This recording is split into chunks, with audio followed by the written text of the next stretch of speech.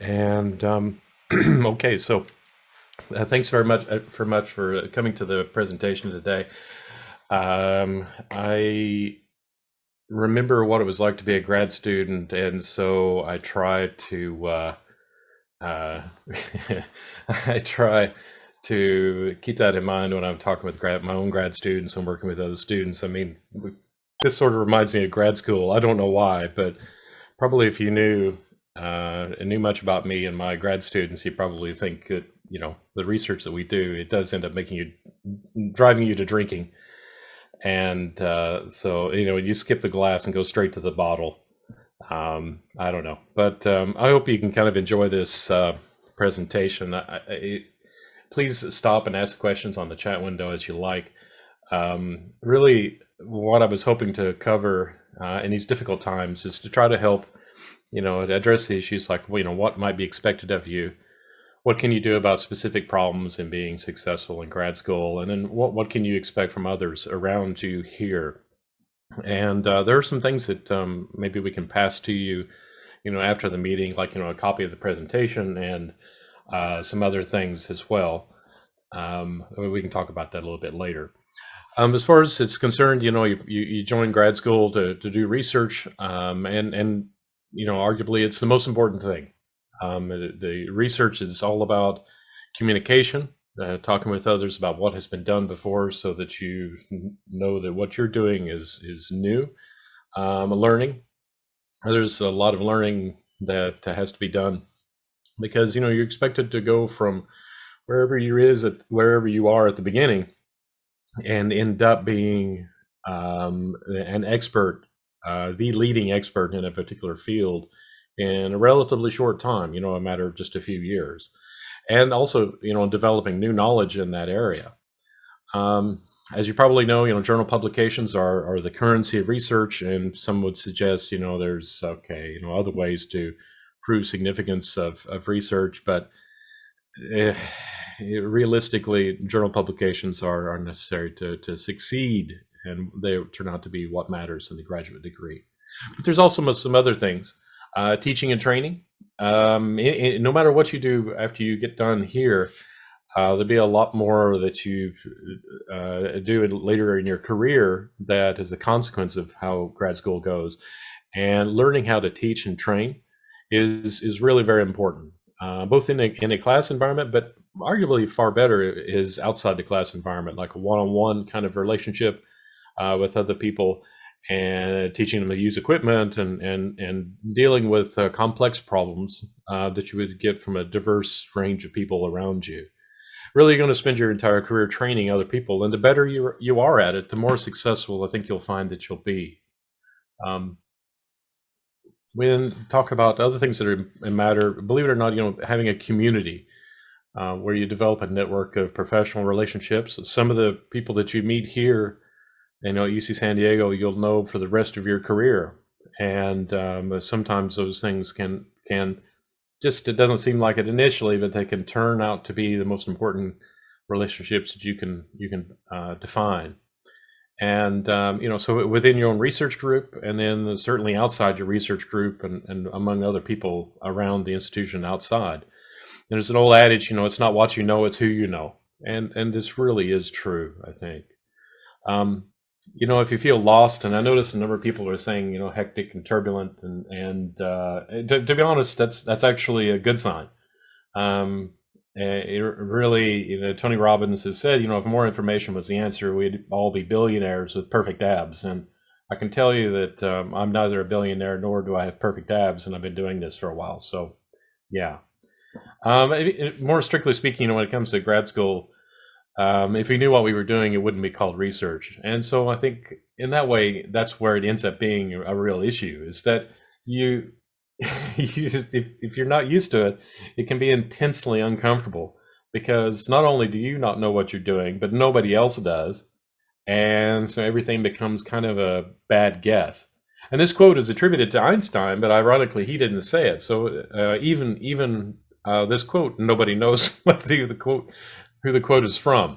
So here's some thoughts that, if you're wondering what is kind of expected of you, these are the sort of things that kind of come to my mind when I'm talking to a grad student who's nearing completion of the PhD. And so, kind of thematic areas. One is significance. And there's an old saying by Theodore Sturgeon that 90% of everything is crap. And what you'll find is that you go through reading papers and literature, right? You're doing a literature review, trying to learn about a new topic. And what you'll find is like 90% of that stuff is useless. And I don't know about you, but I've gone through quite a number of publications and such.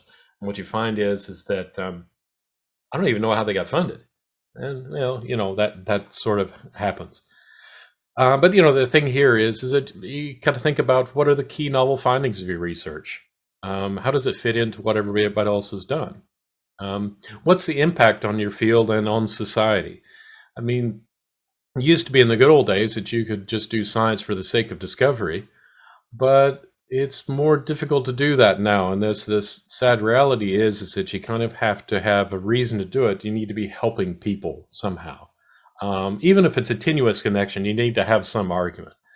How are you communicating your work? Is it actually, are you using Morse code, or are you actually publishing in the journals?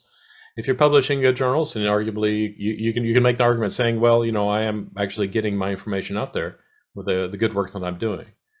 And then, how enabling is what it is that you're doing. If you discovered how to make a left-handed wing nut, who would care? But on the other hand, if you discovered a novel cure for cancer, obviously going to be totally different. So how much work do you think is going to be helped by what it is that you're doing? It's an important question to think about. There's also a matter of understanding. And this actually was said by Albert Einstein. If you can't explain it simply, you don't understand it well enough.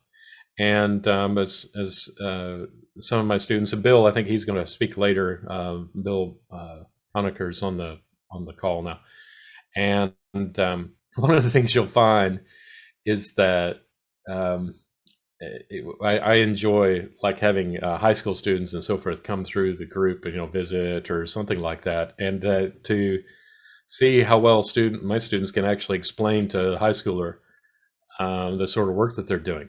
And the reason is that if they can't explain it simply, then it really is not such a good thing to do. You don't know well enough. Can you explain the physical significance of the work that you're pursuing? With your method, can you explain the details? One of the most common things that I see, like in an exam, if you have the audacity to put an equation up, then be sure you know what each of the terms are, because usually if you have a look like me, then you'll get somebody asking you, well, what is that delta thing on the third term of the fourth equation on slide 23? And just to see if you put it in there and you know what you're talking about. What about the sources of error? What about the statistics? Are you convinced of the methods that you used, and can you explain why? All of these sort of things, hark back to the understanding. And then, once you have the results and you've interpreted those results, do those results actually support the sort of things that you're saying are significant? Like, I cured cancer because I could melt chocolate in the microwave. What? One doesn't have anything to do with another. And so this you can fall into a trap with, and you have to be careful about it. Another thing is coherence. Somehow feels like the last 4 years, let's say, have had a problem with this. Everyone hears only what he understands, he or she. Right? Goethe said this. It's important to take your work, and then after you've done some work, to think about it. What is the results that you've obtained? You've published a bunch of journal papers, and you're sitting down to write that thesis. What's the overall achievement, do you think, of all the work that you've done? Is it a coherent story that you can put together, or is it just a mishmash? It's important to think about, because it gives you a reason to get up every day for that overall coherent story that is becoming your career. There's also a matter of effort. Day in and day out, you'll have good days, have bad days. There'll be bad years, like 2020, right? But effort does matter overall. And, how much work did you actually do to produce the results that you're reporting with from the PhD? And it's an important question that usually never gets directly asked, but is indirectly asked in a whole slew of different ways. And here's some examples. Did you present your results in the most cogent, succinct fashion possible? What that really means is that, did you just show me a bunch of results that you plotted in Excel, or did you take those results and then interpret them so that they mean something to the reader? And that takes a lot more time to do. Did you actually spend that time? Can you do non-dimensionalization, scaling, data collapse? These are all terms for engineering and physics, right? But it also is a lot of an additional effort. Did you choose a brute force route when a more elegant approach, like at a higher level, might have been more helpful? So on and so forth. The effort issue is an important one to consider, but don't let it stress you out, and I'll explain a little bit about that in a bit. Communication within the group is important, of course, but then also communication outside the group is really quite vital. You might say, well, look, if I do the science, I do the engineering, I get all these awesome results, then I'll worry about the, talking to other people and making noise about it later. I mean, here, look at even Donald Trump said, this is actually a made up quote. So I like to show this example because this is probably the most famous person you never heard of, Douglas Prasher. He discovered the GFP molecule. If you don't know what GFP is, it's a very common molecule that's used to identify portions in organelles or particular molecules on the surface of a cell or whatever, green fluorescent protein. And like I say, he discovered it. He drives a courtesy van still to this day at the Penny Toyota dealership in Alabama. And meanwhile, others won the Nobel Prize for the discovery he made. And the reason is because the failure to communicate. He was kind of a difficult person to deal with. And also, he just failed to get himself out there and point out the fact that he was the one that really did it, and how much of an important thing it really is to have the GFP molecule. Now, I'm not saying driving a courtesy van is a bad thing, but I'm just saying, whatever makes you happy is the right thing for you. Never forget that. But the point is that most likely he would have liked to have had the Nobel Prize, and it's just a shame to see what happened to him as a consequence of just a failure to build his network. And communication within, as I said, matters a lot as well. Sometimes it's just like this cartoon I put in here because it is like trying to decode what dogs are saying. But there's a lot of opportunities for misunderstanding.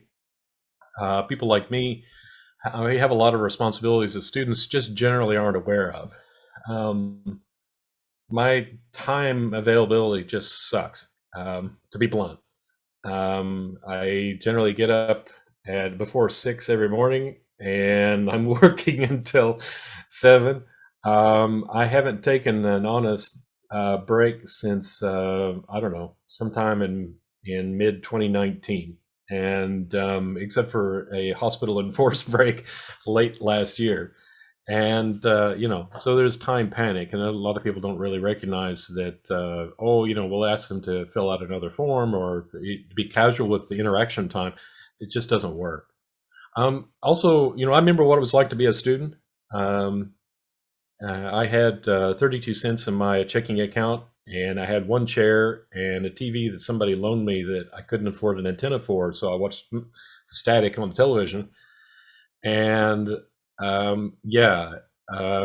students suffer in silence very often, and it's very uncomfortable for a lot of students to actually talk to the PI about the personal issues that they're facing. But it's important to communicate with other people about the issues that you're facing. We don't have a lot of time, but we do have time for that, because it means that you're not focusing on the things that matter most, the science and the research. And look at it, even if the communication were perfect, the job is already really, really stressful. The research is tough. Internationally competitive research, it's tougher. And then to get it funded, it's the toughest of all. And for many of you, this might be like the first real job you've had, and what a job it is, because there's just so much to try to learn and do and know, and it's not a typical job like you would pick up in industry or something, because there's so much uncertainty associated with it. So the other thing too is that I would say that academia tends to attract its fair share of fruits, flakes, and nuts, and so don't assume that it's you. I have changed jobs because of the people around me had either were crazy or had become crazy. And it seems to happen in academia more than other disciplines. I don't know if that's really true or not, but I certainly get that impression. Your PI in particular may simply not be able to communicate. I mean, I put this cartoon up about doctors trying to protest because with their handwriting you can't read anything to writing. It's up to you to decide if you can make up for their failings, if you want to continue to completion. So it's something like, well, he doesn't speak English at all, and his handwriting is unintelligible, but I really like working on this project, so I guess I'll put up with it somehow. Remember why you're there, and what the PI can and can't do. And Bill will probably tell you that I'm absolutely perfect and wonderful human being, and I do everything perfectly. And the honest truth is that really I'm human, and the PIs are notoriously human. So it can be thin-skinned, can get angry, can make lots of mistakes, even though they would probably never admit it. So as far as other things to expect, I actually provide, before students start with me, a single page, and it's a lot of fine print, admittedly, but a single page, and I can give this to you. Each PI has their own views on these things, so it may not directly apply to you in most cases, but it can help. But these are these expectations that I have. But it's also fair for you to have expectations for me, for the PI. So, for example, I'd expect you to think.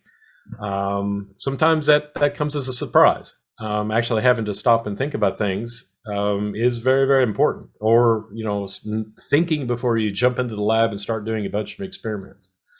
There's also a lot of misconceptions about what the PhD is. Like you get the impression that it's like a series of projects that results in a big document that's your thesis, and then you get a piece of paper that says, congratulations, you're PhD now, Dr. Whomever. It doesn't work that way. Very often, there's several years that are just random confusion until you finally get a project figured out, and then very swiftly you move towards completion. There's a lot of other things here too, like how the my lab in particular works, and then the sort of things you can expect from me. I will give you like frank advice, Bill probably can relate some of these things, and it's not personal. Thinking of Bill, he's a wonderful, bright young man, but he's human, and so we make mistakes, and we've got to learn, and so every opportunity is a learning opportunity, and every mistake is also a learning opportunity. It's how I would view it. Okay, so one of the things that seems to help as a PI the most is this idea of relationship banking. When I was a grad student, I had this one advisor tell me, he said, "Hey, James, don't come in here and give me a bunch of problems. Come in and give me some happy things too. Otherwise, I'm going to lock my door and I'm not going to let anybody in here." So the idea is that when you go in, if you've got a problem to ask about, then also bring in a potential solution. And the idea is that the problem that you are seeking help with is like a withdrawal from the bank of money. And then when you're providing a potential solution, you're putting that money back in the bank. And you just never want to go into overdraft. And so you want to put in as much as you're getting out of it. And really, you should take the courage to own the work and find unique solutions, because you've been chosen to be a grad student here. And I will say that's not by mistake. There's a lot of effort made in trying to make sure that we get the very best graduate students possible. And you are the best. And so the part of the learning process is to screw up and figure out on your own with the questionable advice, often, and the PI not knowing the problem like you do, that they provide you, of how to solve these problems. Don't be afraid to bring bad news. Just try to have confidence that you can provide some potential solutions as input into this. So, I a lot of times I feel like the Dilbert with the stapler misfire. I mean, it's just the days are disastrous, right? One after another. But the least you can do when you come in, is to bring integrity and honesty. If you screwed up, say you screwed up. I tell the students that, look, if you break a piece of equipment, for example, and some of the pieces of equipment we have are very expensive, that's all right. It doesn't hurt anything. We just have to figure out how to pay to get it repaired, and how to deal with the not having the equipment around. In fact, I would argue that having broken equipment is great, because that means that the equipment is being used.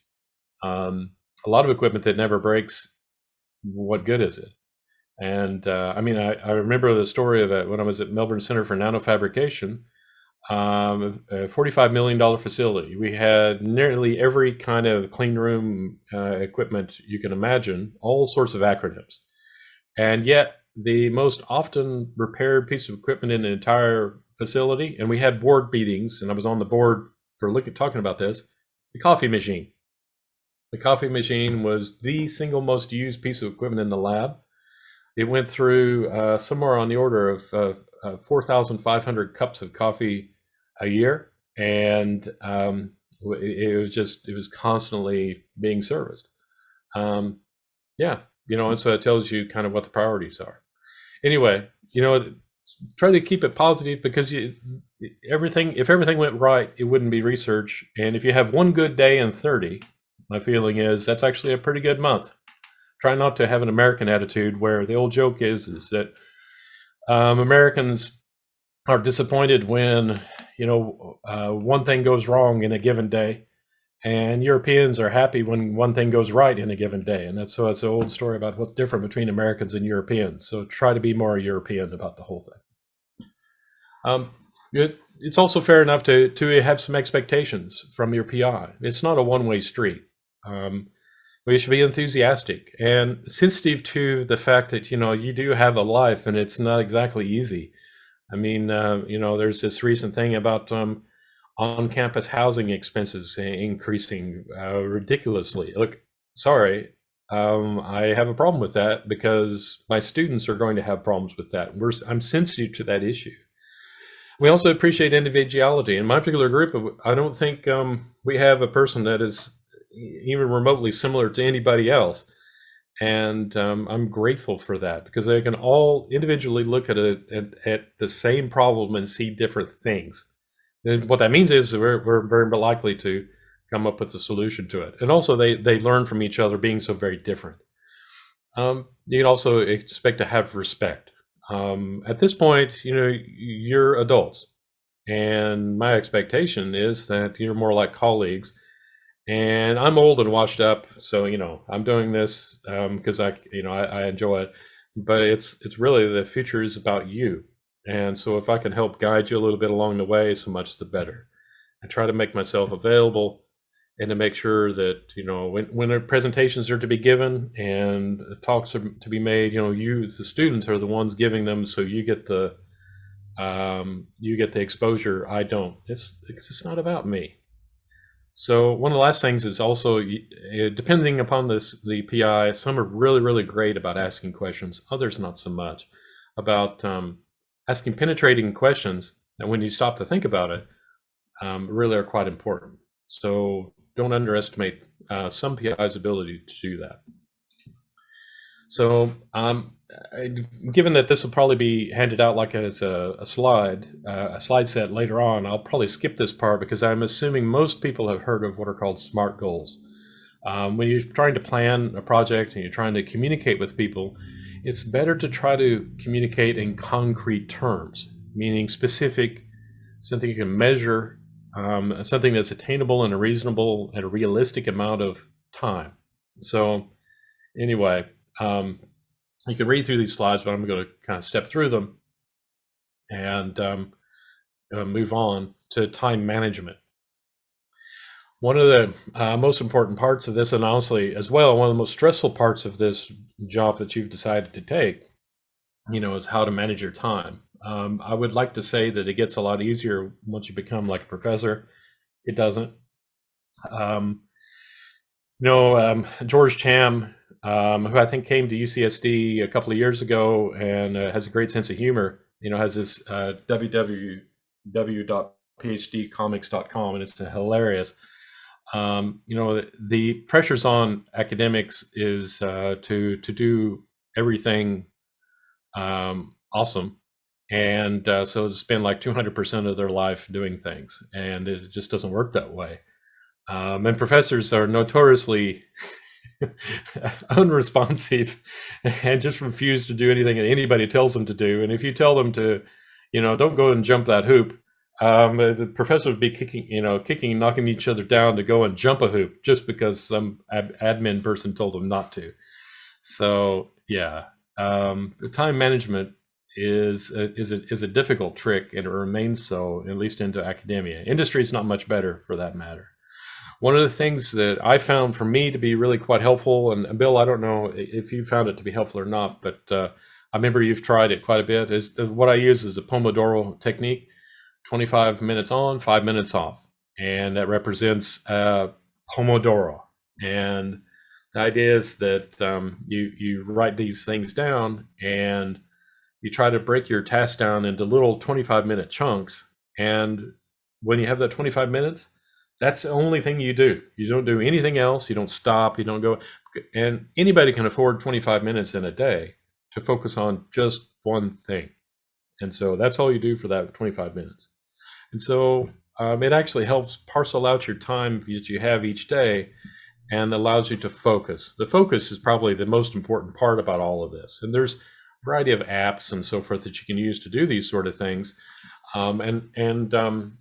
We can get you, I have a PDF that, like, for each day, you can even define what your tasks are, like the most important task.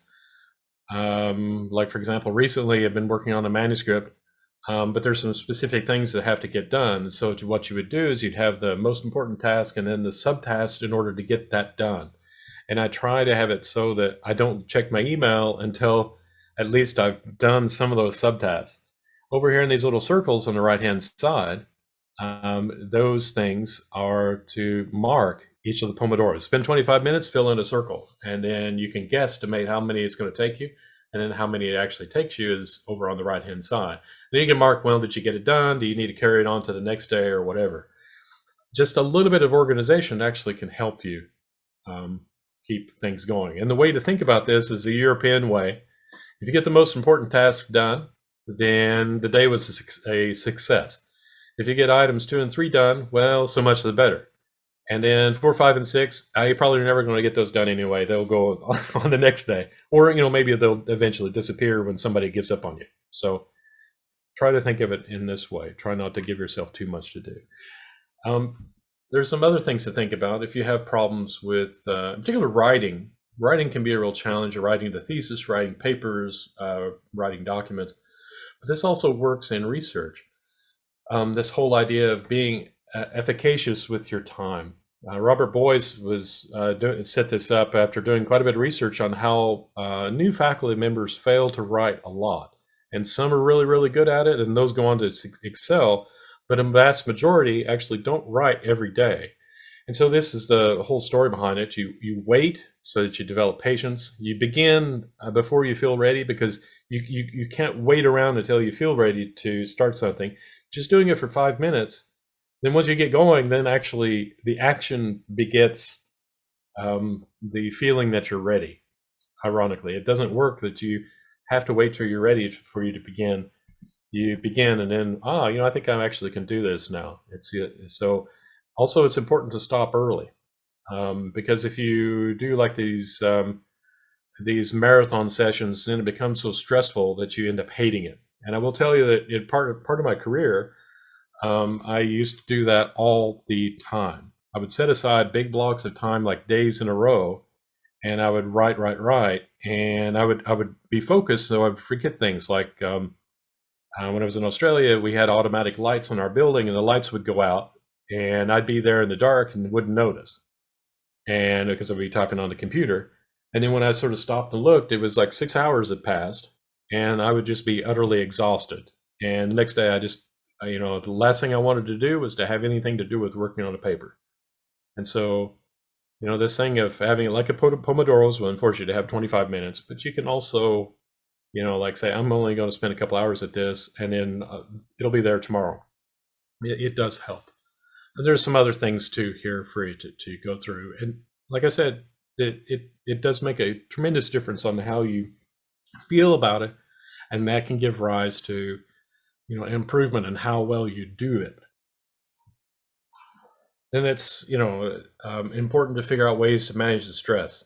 I like this old saying by Shantideva, because really there's no reason to attach your happiness or your feeling about things with your progress, or really anything that you might be worried about.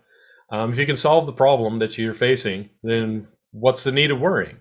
You can solve it. And if you can't solve it, if it's like, well, I have terminal cancer, then what's the use of worrying? So either way, you might as well just be, happy and set aside your emotions from the issues at hand. That's easy to say, not easy to do. In any case, if you can figure out, a routine that sort of works for you, then adapt that routine slowly so that you can improve your performance as you see fit. If you improve 1% a day, then by the end of the year, right, that's like 60%. And so the improvement is extraordinary. Aristotle said, what we are, what we repeatedly do. And excellence then is not an act, but a habit.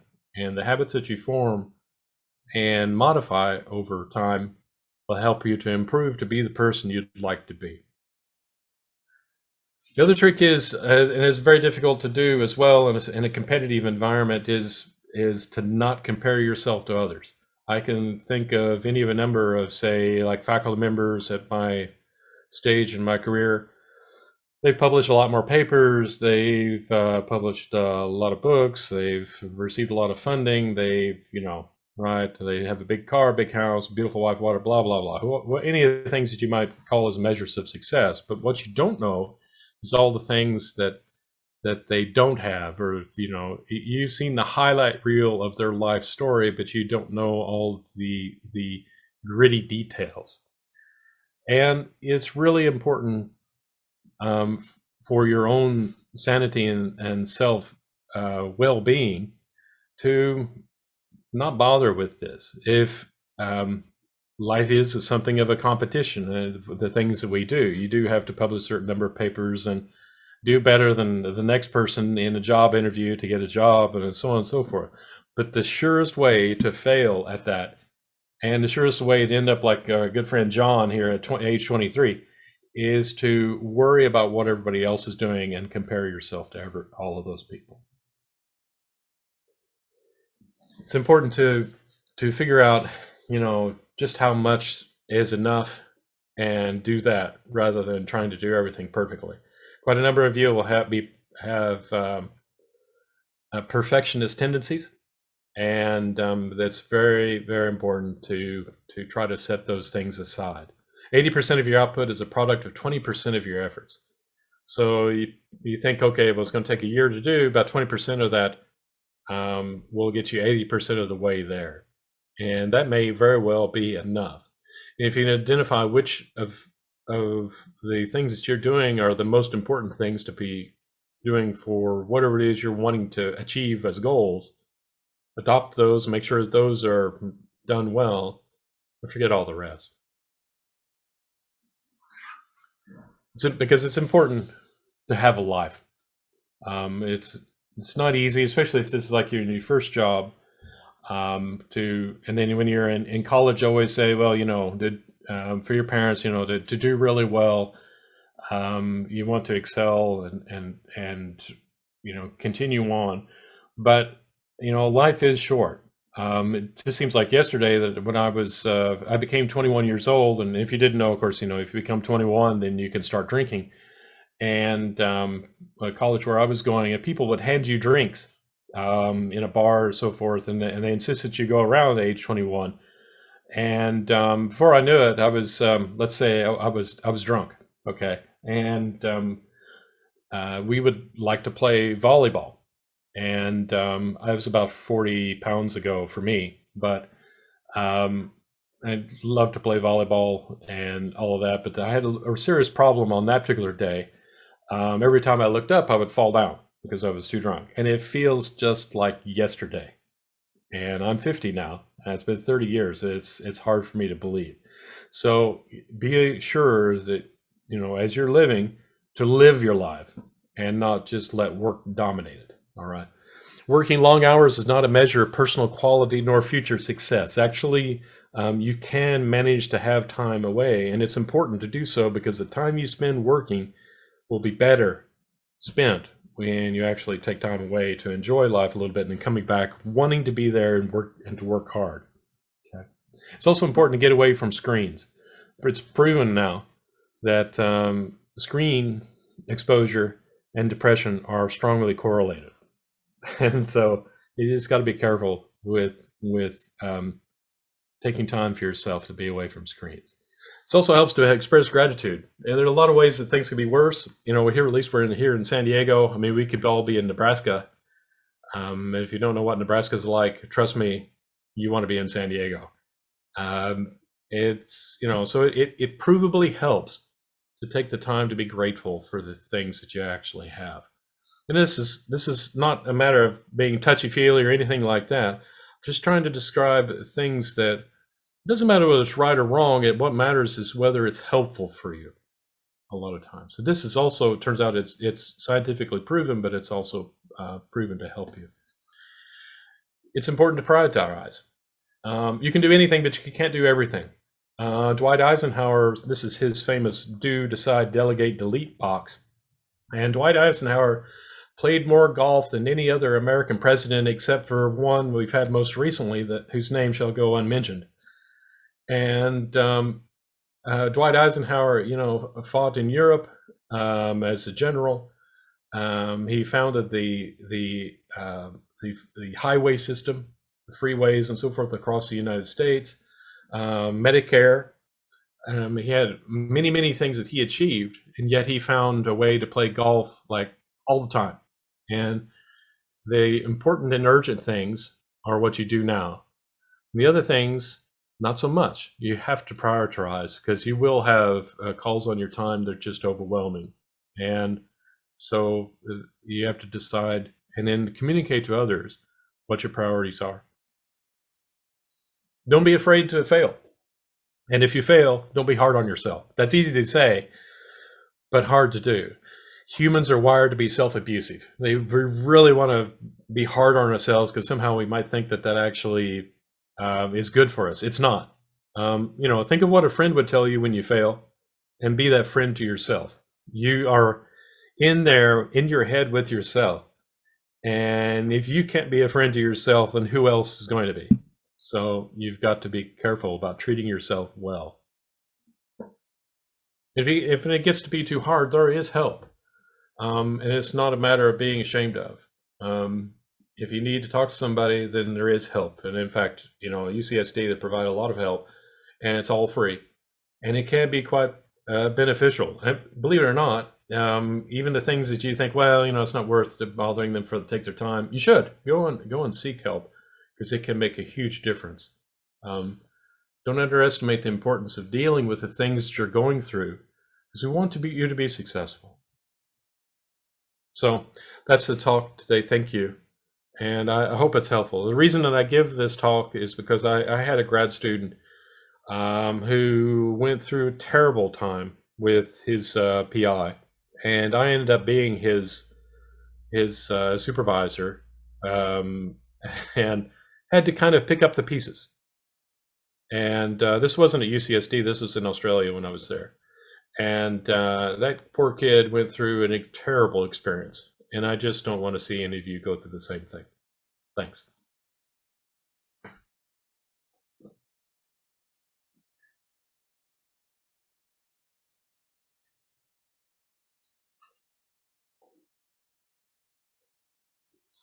So, San, I don't know if you'd like to have Bill talk about some things, or if we have questions, Yeah, or Bill. Yes, thank you so much for all these nuggets of wisdom. Bill, I wonder if you could um, so you've been attending some of our grad talk after hours and sharing, some wisdom with our students too. And um, I wonder if you can talk a little bit about your experience with your PI, and then, yeah, or just any other tips that you want to offer students. Yeah. So I remember getting the that sort of fine print list that James gave when I started, and like reading it when I first got it. But I guess it's not, it's not the kind of thing that you read once and then you do it. You like kind of have to. I think James mentioned, like, you have to make these things a habit. Um, you know, Advice is only helpful if you adopt it. And so, like, you kind of have to check in often. And I guess I'll give some finer details about a couple of points, like in the time management area.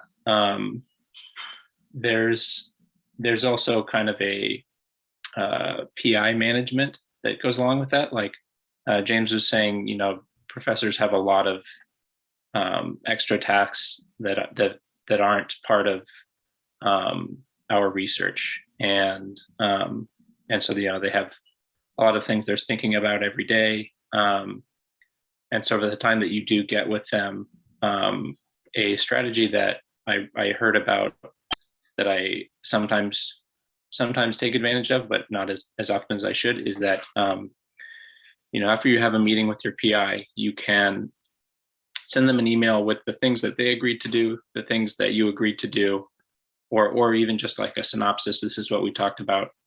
And if you do that, if one were to do that every time that they had a meeting with their PI, I think that would smooth out a lot of the issues that come up. And another way that I have advised to people to avoid issues is, like, when you're first starting, it's good to explicitly discuss mentoring styles with your PI. Like, some PIs would like to have updates all the time, and they like kind of want to like have a hand in dictating, you're going to do this project, and like these are the checkpoints that I'm looking for. And other PIs sort of want to like let you come up with things on your own and like provide guidance when necessary. And either of those can work, but like you have to sort of match with your PI. And if your styles don't match, then either one of you should adjust, or you should try to find a new PI. And it's not necessarily a matter of you being a bad student or them being a bad PI. If you've spent a year trying to do good research and it just doesn't work out because of your mismatched styles, then it's definitely okay to look for a new PI.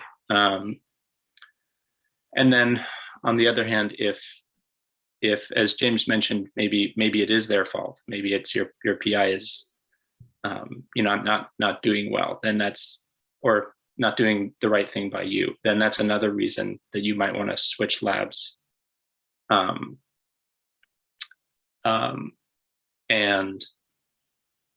I guess the sooner that you figure that out, the better. You don't want to spend extra time with someone who either doesn't respect you um, or like takes advantage of your time. So that there's those two ways that you might want to switch labs. And then if you're not going to switch labs, you should um, explicitly know what your PI's expectations are, and explicitly tell them what your expectations are. Because it's like, it's kind of one thing to absorb advice and have it in your own head, but if they don't know that that's what you're thinking, then it's sort of only half as effective as it could be. And this sort of mismatch, and if I can just chip in, Bill, this mismatch in the expectations can be cultural, and it's no fault of your own. And with regard to switching the labs and so forth, don't hesitate, because I think a lot of PIs obviously don't want to lose students, but on the other hand, it's your career, and if you're unhappy, it's a long time to be in a position of being unhappy while pursuing the PhD, which is already prone to make you unhappy. Right. Yep. And then I guess one thing about the Pomodoro technique, it is great for, or at least I have found that it's great if you're mostly working at your desk, where you can sort of manage your own time. But when you're actively doing lab work, you sometimes, it can be counterproductive to try to hold yourself to that. In case if you get discouraged when you like can't follow that technique. Like there have been many times when I've started trying to use that technique and been good at it for a couple of days, and then shit hits the fan and I just throw it out the window. Me too. Yeah. And so it's another one of these things where it's only as good as the habit that you build around it. And I think it is good for a while, and and if you don't always follow it, it's okay. It's okay to color outside the lines every once in a while, I think. Yeah, I think those are the only notes that I have at the moment, but hopefully people have like questions or comments from the audience. So there's a question by Pradayuma. The master's 2-year program, if it continued the PhD in the same lab, would it take 2 + 5 years to complete? Generally not. I mean, it kind of depends on the projects. And then also, for that matter, it kind of depends on your PI. But generally not. I would suggest Pradayuma. Usually, if the work that you would do for the PhD is related to the master's, then you would already have that initial experience of what you're doing on that topic that will shortcut probably a couple of years out of the PhD program. The challenge with the PhD is that it's not necessarily like defined in time. I mean, in other countries like Japan, Korea, the master's is a 2-year program. The PhD is strictly 3 years, and then with a permission sometimes granted for 4. So it is a calendar-based system, but in the US it's not. There's usually sort of certain things you're looking for, and for completion of the PhD. And so what you're doing in a master's degree could short circuit some of that time needed to achieve some of the things you need to be doing for the PhD, in understanding the problem and knowing what you could do that's going to be novel based upon what everybody else has done on that particular topic. Yeah, you mentioned that it's the same lab, so I would expect that if you finish your master's, you should have to take little to no classes, and if you're already familiar with the lab, then like you should be able to get started right away, I would think. Yeah, I would think so too. Okay, other questions?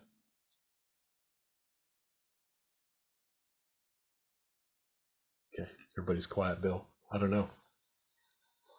Oh. Okay, so undo app. Do you want to take that, Bill? I don't know. I can read it. It said, I'm a current undergrad student and I'm applying for grad school, hopefully in robotics and AI. Do you have tips on how to initially select a PI and how to decide if the lab is the right fit? With COVID, it is also harder because we can't just go visit the lab, and that's certainly true. It's a big problem, Yeah. especially in that particular area. Like kind of like with the research in my lab, a lot of it is hands-on. Yeah. I think um, if this might not be 100% true, but I think for the most part, the biggest concern is whether, if you've already decided that you like robotics and AI. If you've found like a someone who's like a prestigious researcher, they probably will have a project that is interesting to you. But I think the more likely point of contention is whether you mesh well with them as a person, and or beyond that, whether they're a respectful PI. And those kinds of things you can find out by, if they have a lab website, I would email the other graduate students in that lab to get advice about, if they had the choice, would they do it in that lab again? And if yes, even if they would, you could ask them what kind of mentorship style does this PI have? What is sort of the work expectation? And like, what's the lab culture? Because as James mentioned, like, you're going to be doing this for a long time, and you don't want to be suffering as much as you can help it. And in fact, I mean, I actually encourage prospective students to talk to my PhD, my grad students, and I have known, usually colleagues here at UCSD are pretty good, but I would say I've known some colleagues at other institutions, let's say, that would actively prevent prospective students from talking to their own graduate students. And yeah, so if you run into that sort of situation, my suggestion would be to run far away. If Because you just wonder what sort of experience that those poorer students are actually going through now. Bill is absolutely right. I think the grad students are the best place to seek some advice on what the experience is like. They also might be able to give you like maybe a finer detail on like the PI is probably very busy writing the next grants, and the grad students are probably going to answer more emails, and so they may be able to give you more detail about what projects are coming up, like what it looks like their research is leading to, so that you could like either continue it or do something in the same vein.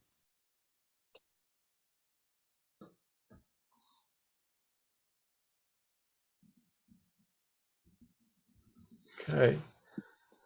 Sana, I've got to run to another meeting. Yeah, I think hope, we're at time. okay. Thank you, everybody. I really appreciate you coming today and for presenting, Dr. Friend and Bill. I will have this recording available starting next Monday, and I will forward over the resources that were in the chat. Thank you all. Have a good weekend.